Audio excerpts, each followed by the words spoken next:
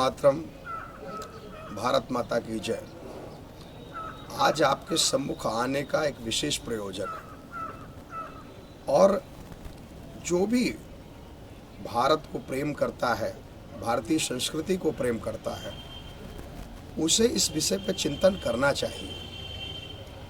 भारतवर्ष या भारतीय संस्कृति विश्व की सबसे प्राचीनतम संस्कृति है।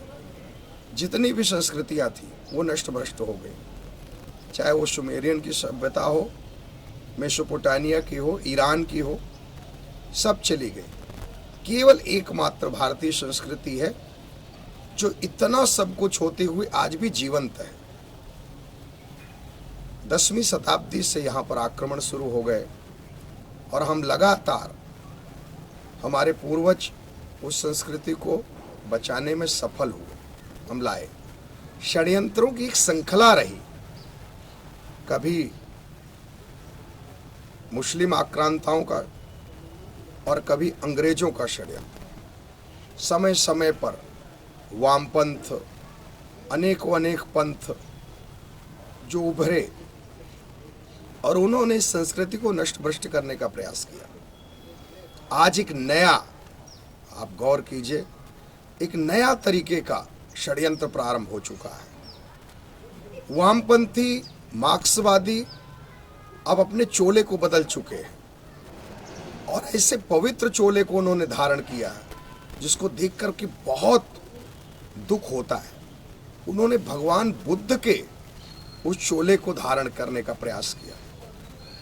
कई नए बौद्धिस्ट दिखाई दे रहे हैं जिन्होंने सिर मुड़ा रखे हैं, चोले धारण कर रखे हैं।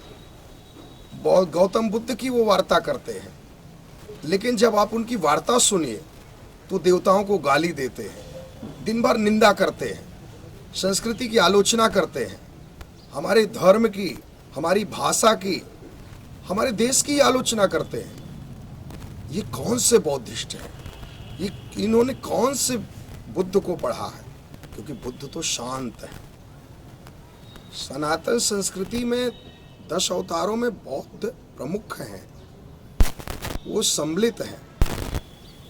जब भी संकल्प होता है तो बौद्ध उस संकल्प में, अर्थ है कि बौद्ध संकल्प है, बौद्ध शांत है। बौद्ध के साहित्यों को आप पढ़िए, मैंने भी पढ़ा है। मैं सनातन धर्मावलंबी का धर्मगुरु हूँ, परंतु गौतम बुद्ध के बारे में मेरी बहुत सुंदर राय है और उनका मैं बहुत आदर करता हूँ। क्यों? क्योंकि गौतम बुद्ध एक, जब हम उनके निकट जाते हैं तो बौद्धत्व को प्राप्त करते हैं। परंतु आज के परिप्रेक्ष्य में अगर हम देखें तो ये केवल निंदा, केवल गाली। आप बौद्ध धर्म के साहित्य को पढ़िए, विनय पट्टिक, अधिधम पट्टिक, जितना भी साहित्य है, कहीं निंदा है? क्या गौतम बुद्ध ने अपने कहीं उद्बोधन में किसी की निंदा की है? किसी देवी देवताओं की निंदा की है? और ये आज जो उनके अनुयायी बनने का प्रयास कर रहे हैं, ये ध्यान भी नहीं करते हैं। ये दिन भर देवी देवताओं को गाली देते हैं, संस्कृति को गाली देते हैं।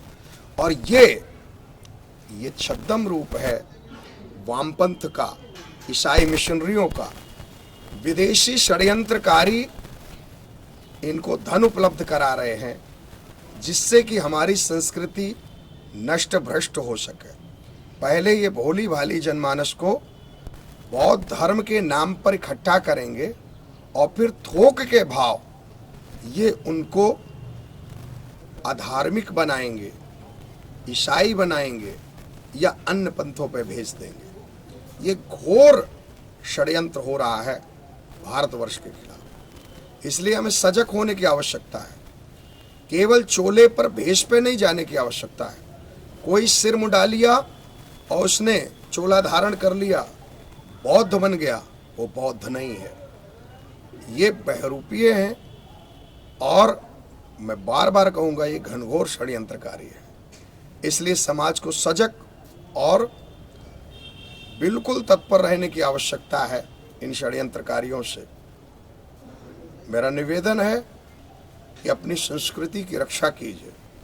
आज हम उस स्थिति में हैं जब पूरा यूरोप और पूरे पश्चिम देश शांति के लिए भारतवर्ष की ओर आ रहे हैं। और ये कौन से बौद्धिस्ट हैं जो अशांति पैदा कर रहे हैं? क्योंकि बौद्ध तो शांति का नाम है।